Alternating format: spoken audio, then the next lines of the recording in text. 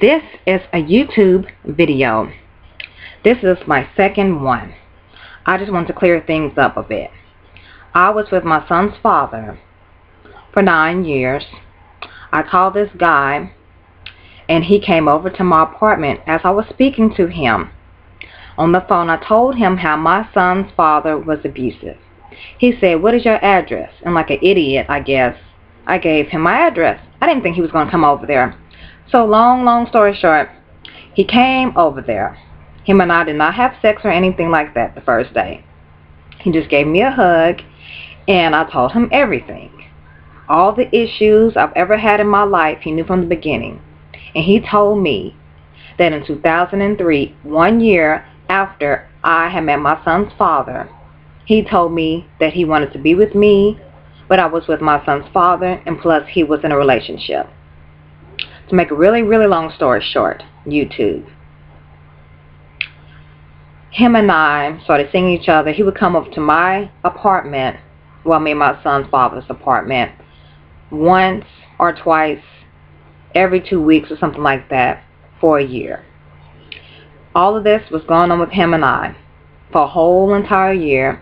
The reason why I don't feel guilty about it when it comes to my son's father is because he literally beat me for 9 years. That's why. He allowed my son and I to move with him of February this year, like February the 5th. He was in a relationship, yes, I understand that, but her and I, we were never friends, and I don't want anyone thinking that I'm some kind of homewrecker or anything like that. But what you guys need to understand, I was beat for 9 years.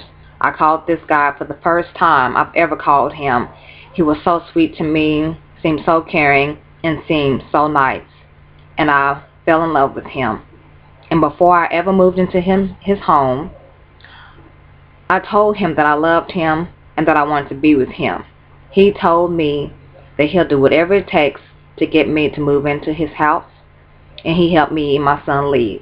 So February of this year we moved in.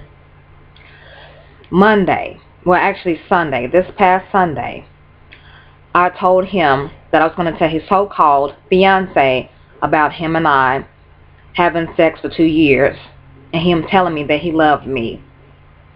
He got very upset with me, so him and his fiance put me and my 4-year-old son out. In a lot of ways, I'm hurt because he had a relationship with my son. February the 14th, the first Valentine's Day, he told me that he loved me. Actually, he texted it to me. May the 18th, he told me, "I love you too." April the 20th, he said, "Good night, I miss you," and told me how beautiful I looked in this red shirt, which it was actually pink with red writing on it, and those blue jean shorts.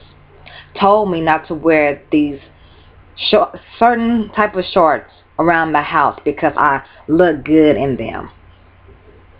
So, you know who you is. Yes, that might be a so-called ghetto slang, but like I said, you know who you is. I don't feel bad about it because her and I were never friends. We could have been friends if things would have been different. I don't have anything against her. It does not have anything to do with her race, but this guy is African American and I'm African American, and I feel that I feel like he thinks like the other race is better than his own race. I could be wrong, but a full white woman, her and I spoke about this yesterday actually, and she said, her being white, said that he would be alone even in a room full of people, and she felt the same way how he treated his own race, which is really sad. But anyways, YouTube, thanks for listening to me. I have more videos to come. I also sing and I write poetry. Yes, this room is messy, as you can see. This is my niece's room. I will be back. But like I said, you know who you is.